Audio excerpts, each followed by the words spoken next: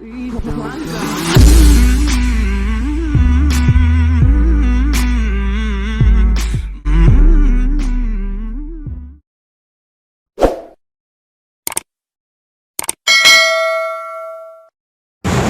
terakhir memang sempat semua agama sudah saya pelajari kecuali Islam.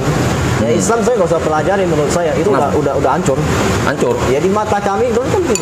Iya. Jangankan orang seperti saya gitu. Iya. Mayoritas orang Islam aja sekarang nggak suka dengan Muslim kelakuannya gitu. Itu sayang dulu gitu. Iya.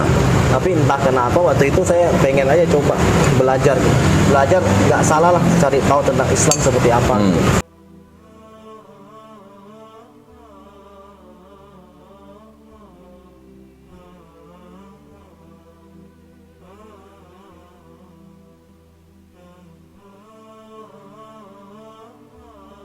Bismillahirrahmanirrahim. Assalamualaikum warahmatullahi wabarakatuh. Alhamdulillahirabbil alamin wassalatu wassalamu ala Rasulillah. Puja dan puji syukur kita panjatkan kehadirat Allah Subhanahu wa taala. Salawat dan salam semoga tercurah bagi junjungan kita Nabi Muhammad sallallahu alaihi wasallam. Alhamdulillah pada hari ini saya dan Kohani sedang menikmati kembang tahu nih. Nah, ini ada sebuah kedai kembang tahu namanya Kembang Tahu Healthy Fresh ya. Nah, yang punya ini namanya Ko Beni. Ya, ini orangnya. Assalamualaikum, Ko. Assalamualaikum warahmatullahi wabarakatuh.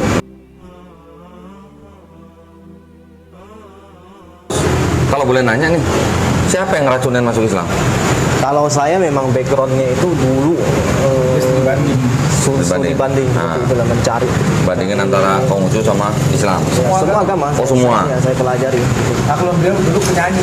Oh, penyanyi. Baru. Oh, penyanyi di mana kok? Gimana aja dulu? Kawinan. Iya. Oh, orang kawinan. Kirain pinggir jalan. Suaranya bagus. Mau denger ngajinya nggak? Cuman yang paling Boleh dong. bagus itu nggak usah lah, nanti aja. Nanti aja. Apa baru tes dikit kami 10 ayat. Nah. Tapi apa semua gitu. nanti. Jadi dulu bandingin semua. Iya. Terus waktu itu bisa ninggalin Konghucu masuk Islam gimana dong? Cerita dikit dong. Saya memang awalnya belajar sih kok ya. Iya. Awal belajar di studi perpanjang agama. Semua batara agama sudah saya pelajari. Cuman nggak saya masuk. Nggak dalam Islam itu nggak syahadat gitu maksudnya.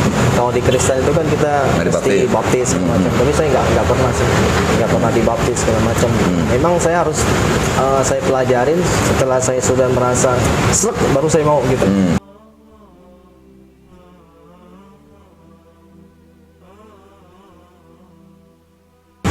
Cuman terakhir memang sempat semua agama sudah saya pelajari kecuali Islam. Ya Islam saya nggak usah pelajari menurut saya itu udah hancur. Hancur. Ya di mata kami itu kan gitu. Iya. Jangankan orang seperti saya gitu. Iya. Mayoritas orang Islam aja sekarang nggak suka dengan Muslim kelakuannya gitu. Itu sayang dulu gitu. Ya. Tapi entah kenapa waktu itu saya pengen aja coba belajar gitu. Belajar nggak salah lah cari tahu tentang Islam seperti apa gitu.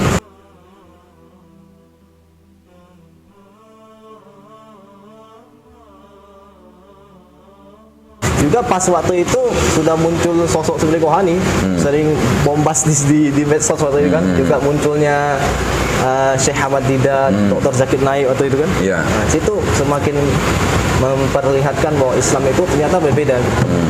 Ada sosok yang seperti Zakir Naik itu bisa hafal kitab lain, itu luar biasa bagi saya.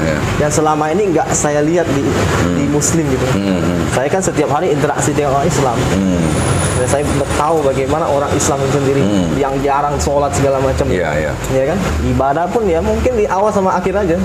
Gitu. Setelah saya pelajari ternyata Islam itu bukan melihat muslimnya loh. Ya, bukan melihat pelakunya. Tetapi memang di ajaran di dalamnya itu. Iya. Al-Qur'annya.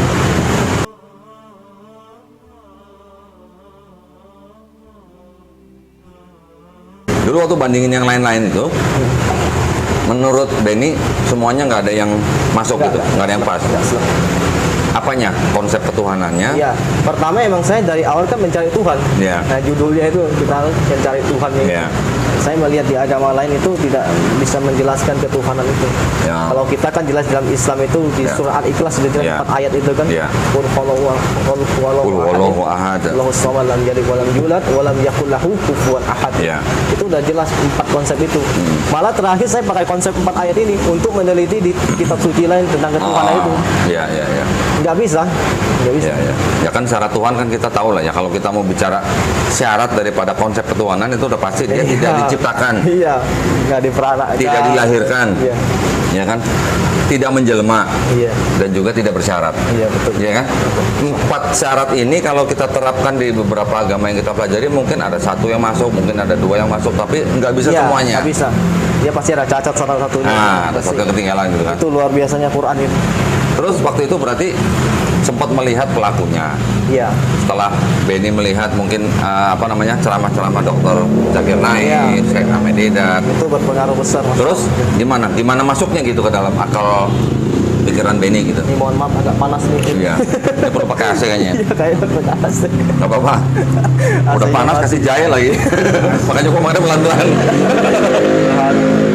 Ya, seperti Gimana itu. waktu itu masuknya?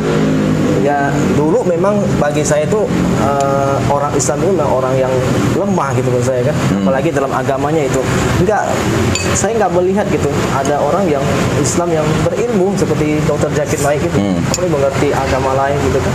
Yang kita lihat sekarang kan muslimin bagaimana, jangankan di zaman saya, sekarang aja kita lihat Iya, iya. masih seperti itu. Iya. Nah setelah saya melihat ternyata ada Pak Haji yang kayak Ustadz Zakir Naik, saya bilang waktu itu. Oh gitu. Bisa. Haji siapa? Haji Hani ya? Iya. Enggak, maksud saya kan Haji Hani Kristianto bukan? kita kan kalau melihat seseorang berilmu disebut Pak Haji, Pak Ustadz Oh, gitu. iya, iya. Dr. Zakir Naik ini juga mas saya lihat ini kayaknya bukan orang Arab juga. Orang India dia. Iya kan, Iya, saya iya. searching ternyata beliau orang India Iya. gitu. Makin saya pelajarin ternyata luar biasa gitu. Iya, iya. Seorang ada Iya. Ustadz yang berilmu seperti ini gitu. Iya, iya, iya. Gitu.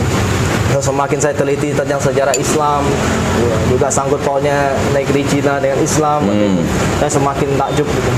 Semakin saya melihat, oh ternyata Islam itu luar biasa gitu. Terus belajar di situ. Ya. Terus muncul waktu itu sama Ko Felix Xiao juga waktu itu mempengaruhi juga. Ya. Waktu itu kan Felix Xiao juga lagi Mantap. booming-boomingnya. Iya, iya, iya. ATI. Harap tambah istri. Harus tambah istri. Oh, harus sama istri. Berani emang. Berani. Ngomong dia bukan saya. Katanya berani. Ya, berani, istri saya lebih berani. Cuman istrinya lebih berani. Iya, lebih baru.